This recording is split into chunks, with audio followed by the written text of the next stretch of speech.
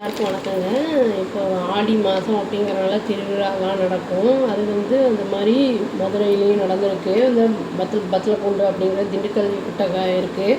அங்கே என்ன இருக்குன்னா, ஒரு குழந்தை அதாவது 2 வயசு குழந்தை ரசம் செய்கிற அந்த பாத்திரத்தில் விழுந்து செத்து போச்சு.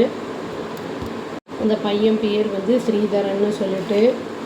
இன்சிடெண்ட் டியூஸ்டே அன்னைக்கு நடந்திருக்கு. இது என்னென்னா, அந்த பையன் விளையாடிட்டு இருந்திருக்கான். அந்த சமையல் செஞ்சுக்கிட்டு இருப்பாங்கல்ல, அவங்க அந்த ஏரியாவில் சமையல் செஞ்சுக்கிட்டு இருந்திருக்காங்க. திருவிழா நடக்கும்போது அதுக்குன்னு ஒரு அலாட் பண்ணி வச்சுருப்பாங்க சமையல் பண்ணுறதுக்குன்னு. அங்கே விளையாடிக்கிட்டு இருந்திருக்கான். அது சடனாக பார்த்தா அதை உள்ளே விழுந்துட்டான் போல். யாரும் அதை கவனிக்காமல் இருந்திருக்காங்க. 2 வயசு குழந்த. அது அப்புறம் வர டாக்டர்கிட்டலாம் கூட்டிகிட்டு போயிருக்காங்க. ரொம்ப சிவியராக பேர்ன் இன்ஜுரிஸ் இருந்ததுனால அப்படியே அவனை காப்பாற்ற முடியல அப்படின்னு நியூஸ் வந்திருக்கு. அந்த இறந்த அந்த குட்டி பையன் எங்கேருந்து வந்திருக்கான்னா, எலுமனம்பட்டி அப்படிங்கிறது பத்லகுண்டு பக்கத்தில் இருக்கிற ஊர்லேருந்து தான் வந்திருக்கான் அப்படின்னு சொல்லியிருக்காங்க. ஸ்ரீதரன் அப்படின்னு அவங்க அப்பா சிவகுமார், அப்புறம் அது மற்ற ஃபேமிலி மெம்பர்ஸ்லையும் சேர்ந்து தான் வந்திருக்கான் அப்படிங்கிறதையும் சொல்லியிருக்காங்க.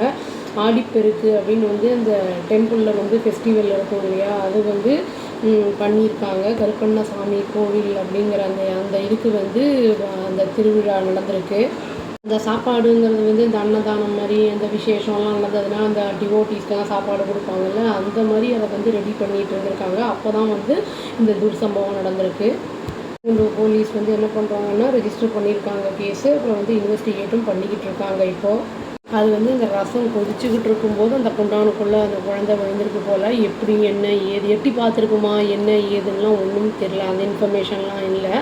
அதாவது அவ்வளோ பேர் இருந்திருக்காங்க அவங்க ஃபேமிலி மெம்பர்ஸு. பட் ஆனால் அந்த குழந்தை கவனிக்கப்படாமல் இருந்திருக்கு அப்படிங்கிறது ரொம்ப ஒரு வேதனைக்குரிய ஒரு விஷயம். சின்ன குழந்தைங்களெலாம் கூட்டிகிட்டு போகும்போது யூஸ்வலாக நம்ம பார்வை அது மேலே தான் நம்மளுக்கு மெயினாக இருக்கணும். ஏன்னா அவங்களுக்கு ரோடை க்ராஸ் பண்ணுறதா இருக்கட்டும், வெளியில் போகிறதா இருக்கட்டும், ஒரு கிட்னாப்பு, இந்த மாதிரி நிறைய விஷயங்கள் நடக்குது.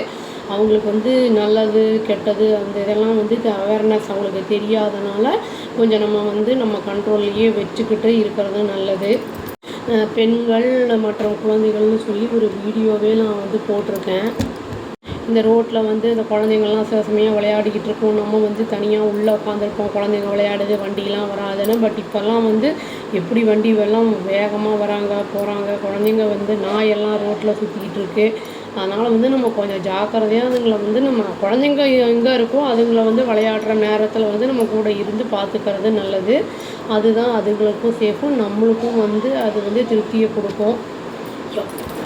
இறந்த அந்த குழந்தையோட ஆத்மா சாந்தி அடையணும்னு சொல்லி வேண்டிப்போம். நம்ம குழந்தைகளை பாதுகாப்பாக வச்சுக்க வேண்டியது நம்மளுடைய பெரியவங்களோட கடமை அப்படின்னு சொல்லி வீடியோவை முடிச்சுக்கிறேங்க. அவ்வளோதான். Thank you. Please do like, share and subscribe our channel and click the all option and tap the bell icon. Thank you.